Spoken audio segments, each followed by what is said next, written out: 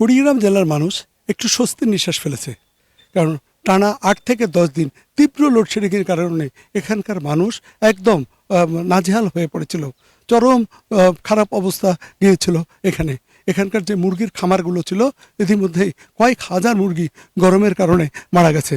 সে অবস্থায় কিছুটা স্বস্তির পাচ্ছে এই কারেন্ট আসাতে। এখানকার মানুষ বলছে যে আসলে, তবে আজকে কিছুটা লোডশেডিং দু একবার হয়েছে, তারপরেও মানুষ তাদের এই সহ্য করে নিচ্ছে। এই তীব্র এই গরমের মধ্যে যে এই লোডশেডিংয়ের বেহাত থেকে কিছুটা মানুষটা রক্ষা পেলেও তারা বলছে যে কয়েকদিনের যে ভয়াবহ অভিজ্ঞতা এবং তারা যে বিনিদ্র রাত কাটিয়েছে এবং বৃদ্ধ এবং শিশুরা অসুস্থ হয়ে পড়েছিল। কুড়িগ্রামের নেসকোর একজন ঊর্ধ্বতন কর্মকর্তা আমাকে জানিয়েছেন যে আসলে বিদ্যুৎ সঞ্চালন জাতীয় পর্যায় থেকে কিছুটা উন্নতি হয়েছে এবং তারা যেভাবে কারেন্ট আসছে এবং সেইভাবেই তারা বিতরণ করছে। কুড়িগ্রাম জেলায় 38,000 এখানে গ্রাহক হয়ে রয়েছে নেসকোর।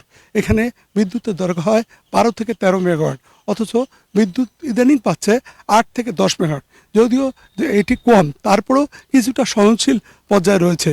তবে স্থানীয়রা বলছেন যে বিদ্যুৎ প্রতিমন্ত্রী তিনি আশ্বাস দিয়েছিলেন যে কয়েকদিনের মধ্যেই এই বিদ্যুতের কিছুটা উন্নতি হবে, সেই প্রতিফলন তার পড়েছে এবং মানুষরা কিছুটা স্বস্তির মধ্যে কাটাচ্ছে।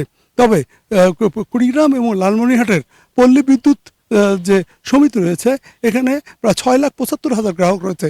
এখানে বিদ্যুৎ দরকার হয় 80 থেকে 90 মেগাওয়াট, কিন্তু বর্তমানে বিদ্যুৎ আসছে 50 থেকে 60 মেগাওয়াট। তারপর গ্রামের মানুষরা খুশি যে তারা অন্তত যে কয়েকদিন আগে 3 থেকে 4 ঘন্টা বিদ্যুৎ পেত, কিন্তু এখানে 8 থেকে 9 ঘন্টা বিদ্যুৎ পাচ্ছে, এতেই খুশি। তবে এই অঞ্চলের কৃষকরা কিছুটা আতঙ্কগ্রস্ত আছে। তারা বলছে যে তাদের যে এই আমন মৌসুমে যেভাবে খরা চলছে, এই মুহূর্তে তাদের দরকার সেচের দিয়ে পানি দেওয়ার, কিন্তু যদি তারা বিদ্যুৎ ঠিক মতো না পায় তাহলে তাদের আবাদ নষ্ট হয়ে যাওয়ার সম্ভাবনা রয়েছে। তবে সরকারের কাছে বলছে যে এভাবে যদি বিদ্যুতের তাদের কষ্ট লোডশেডিং না হয়, তাহলে এই অঞ্চল আবারও নতুন করে ধান আরও বেশি ফলন হবে এবং এই অঞ্চল থেকে ধান চলে যাবে সারা দেশে।